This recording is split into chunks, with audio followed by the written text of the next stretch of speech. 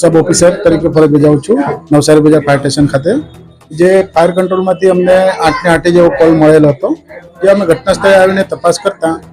જે ઘરના G+6 માળનું છે જેમાં નામ છે KGN